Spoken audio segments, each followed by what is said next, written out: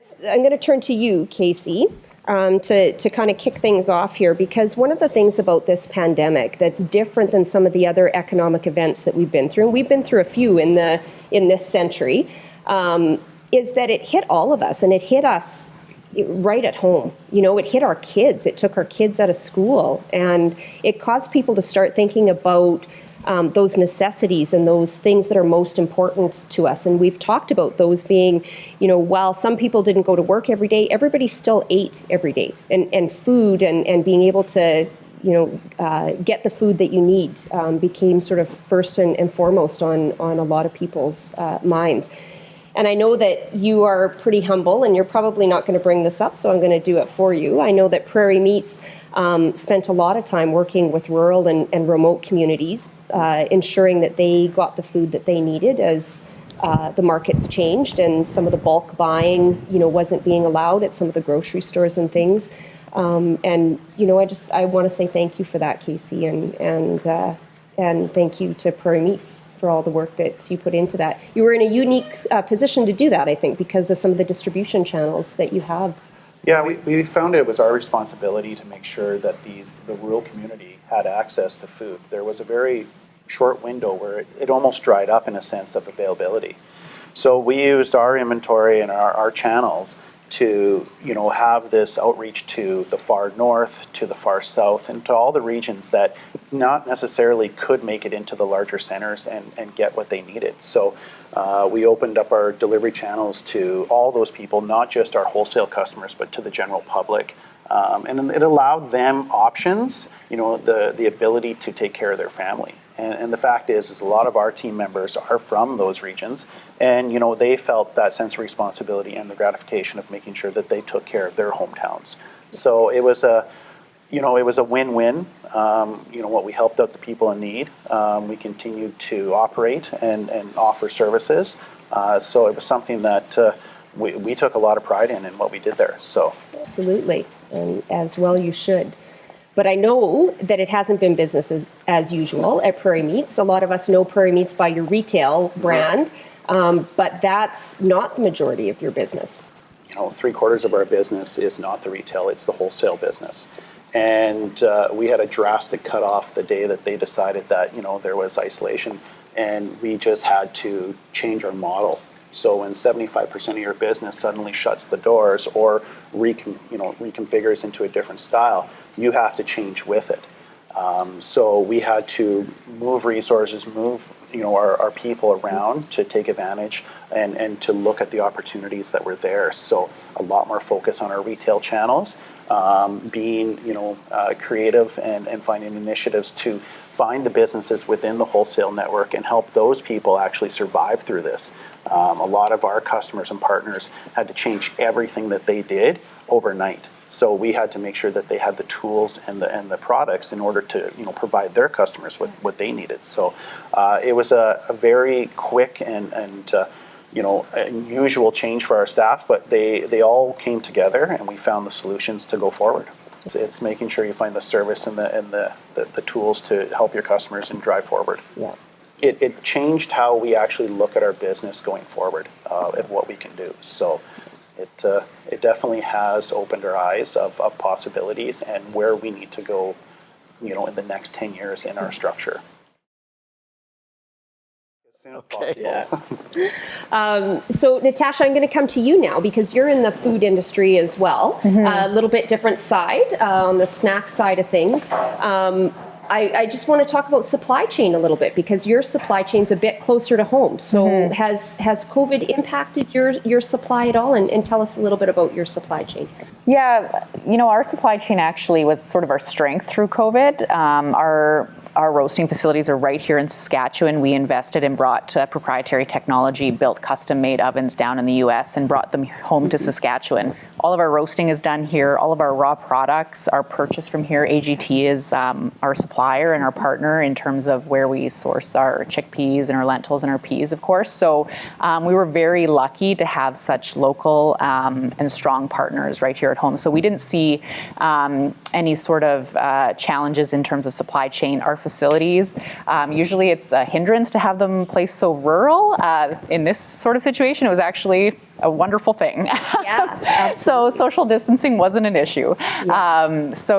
Our supply chain was quite uninterrupted. It was more our channels and our revenue streams that we saw interruptions. So we're very multi-channel in terms of our distribution across Canada. So of course we have our key accounts like your Loblaws and your Sobeys and Metros, but we saw interruptions in drug. People started avoiding pharmacies locations. So 1,200 Shoppers Drug Marts across Canada. That's a decent chunk of revenue for us. Interruption in terms of our airport and our convenience business. Of course, food service as well has been challenging. Definitely channel interruption in terms of COVID. Yeah. And so what do you do with that, Natasha? Well, we immediately started looking for alternative revenue sources. So we saw a surge on our e-commerce platforms. So we had invested quite a bit of time building our Amazon platform in 2019. Amazon's not an easy beast to maneuver. And so we had a full-time resource on Amazon.ca and the .com side of the business, the US entry point. So we were lucky that we were up and running, and we saw revenues over double on those platforms, which was significant for us. So that made up some of the gaps there. And then we started looking at alternative channels like discount. So hard discount, I think, is going to thrive in the long term here. And so we look at different product lines or potentially different SKUs that we could innovate and put into those type of stores that won't directly compete with the rest of our business. So we look for short-term wins. So Natasha, COVID has kind of all made us acutely aware of our health and just making sure that we're safe and our family is safe. Is that going to impact, because that's a big part of your product and the reason that people purchase your product is because of the health? The snack space in general has been growing by leaps and bounds, especially as millennials grow older and they're having families and they're snacking like upwards of 3 to 4 times a day, right? Replacing meals with snacks. So the snack food category as a whole has been growing, but certainly healthy products within the snack food space is also growing. And I think that post-COVID, we're going to see that amplified. I think people are really focused on staying healthy, building their immunity to fight these types of situations. And so I think that's going to certainly be one of our strengths in the long term as well. Well, if there's anybody that's got a great story behind start of their company, it's Degelman Industries, and figuring out what kind of equipment farmers need and then building it in the barn and taking it forward. Blair, tell us a little bit about the history behind Degelman Industries, and just tell us where Degelman started. Tell us about Grandpa Degelman. Wilf Degelman started, he's in Raymore, Saskatchewan. And he's a welder, and he'd do mobile welding and work for people and farmed as well. And as you know, we have a lot of rocks in Saskatchewan, and they keep coming out every year. The frost brings them out, and we got lots of frost in Saskatchewan. So he came up with the idea of a rock picker, and he chased the cattle out of the barn and started designing and building his first few rock pickers. And he would work 6 days a week, Monday to Saturday, and then sell on Sunday through the Western Producer. And that got a little, so he was working pretty hard and hired some local staff, and was even working night shift out of that barn, and decided, hey, we better get a bigger facility, and moved into Regina in '68. At our present facility on Industrial Drive in Regina, and then you have a bigger base to draw from. Seen a lot of change over those 40 years. There's been a lot of change. But I'm guessing in the last couple of months with COVID, you have seen a lot of things in your industry change. Right. Yeah, I think none of us have seen this before, what we're experiencing in the last few months. And it takes, over over my 40 years, I've never experienced anything like that. We've certainly seen the peaks and valleys in the industry. And when we were going into this, we were anticipating a fairly strong spring of 2020, and our order books were good, and they remained good. And what we had to do is first off, we had to make sure our employees were protected and put safety precautions in so that we could fill those orders and deliver that product on time, because our farmers were relying on that. Some of the things that you've seen, we've talked about virtual trade shows, right. And trade shows are sort of a staple in the ag industry. And how else do you see the equipment and kind of hear about it? And that's going to change for you probably in the future. Well, our trade shows all shut down, so our dealers and our end users they couldn't touch and feel and walk around and get the personal effect from our salespeople. So actually, today we're setting up a trade show across the road from our factory. We're running video of a virtual trade show, so we have it in a can, so we can put it on our website. We can give it to any of the shows that are going to cancel in the next 6 or 8 months.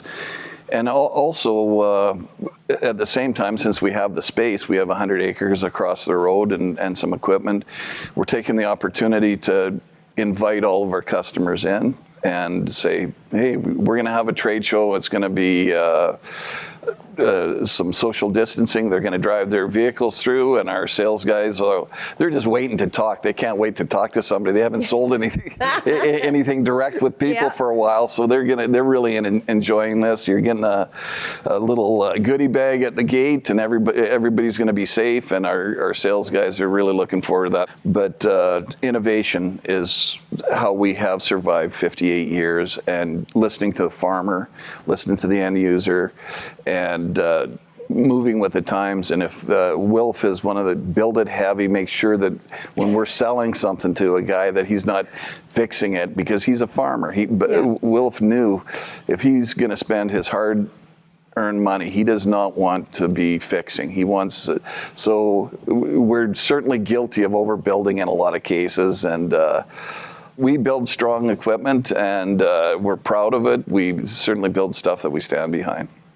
Well, we've talked about local, we've talked about ag, and I know at Westcap we've sort of said here in Saskatchewan, I think our agriculture industry is going to be one of the unicorns that comes out of COVID and is definitely going to get us through. There's no one, I don't think, in this room that's probably closer to the producer than you are, Garth, at GMAX Ag Team, and understanding the needs of your customers and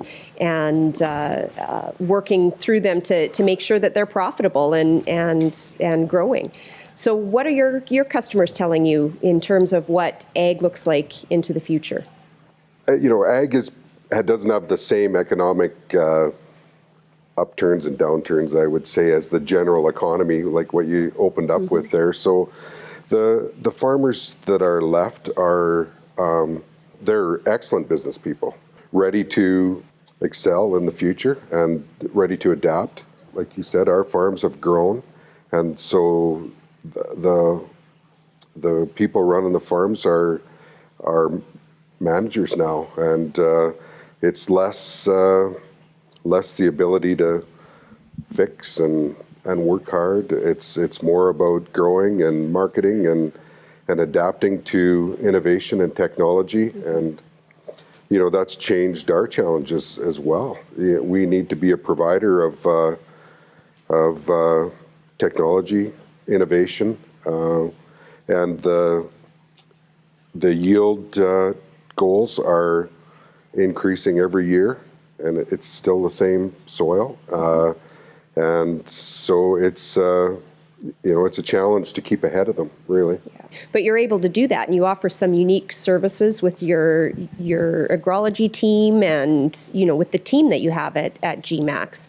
How did COVID impact just your spring?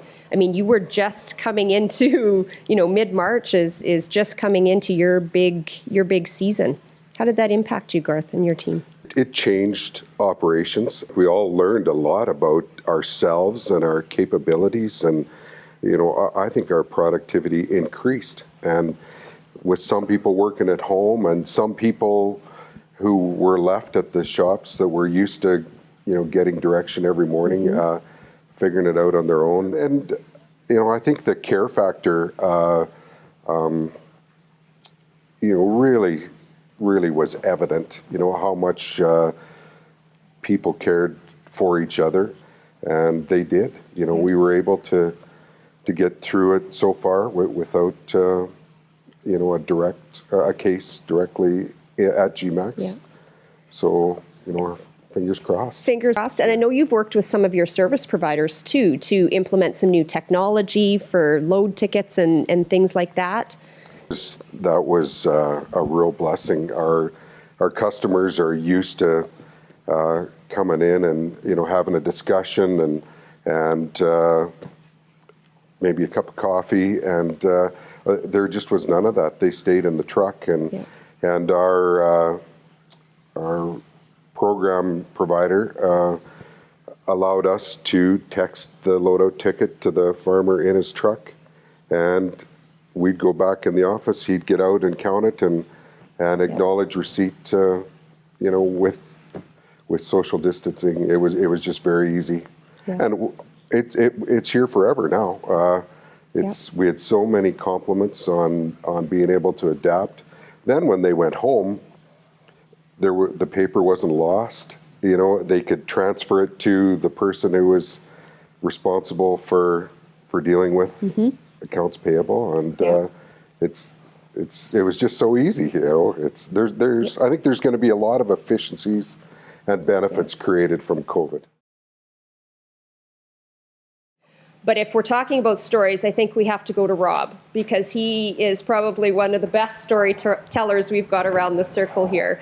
One of the interesting things as we were sitting down at Westcap and looking at our portfolio of companies is every one of our top 10 investees in terms of size of investment was deemed an essential service or an allowable business in the Saskatchewan government's terminology. And some of them, kind of go without saying, right? In the food industry, and infrastructure is a key piece of that as well. And that's kind of where we had slated Maxis. But as we were talking, Rob, you've shifted a little bit in terms of opportunities that Maxis is seeing in the next 12 to 18 months for sure. Well, the common thread with everyone here has been the strongest Saskatchewan traits: adaptability and optimism, right? Through hardship comes great innovation, right? So, I don't think anybody could ever be, positioned to deal with a pandemic. But for us, at the time of year it happened, we were down to essential people at the time. And we've always had many irons in the fire. Agriculture infrastructure has been really key to us, right? Always, grain's got to hit the road, we'll build them. Road's got to get the terminal, we build them. And then the grain's got to hit the rail, we build them. So we're all part of it, I'm a farmer myself.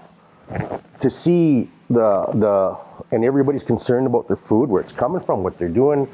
We come from an agriculture background.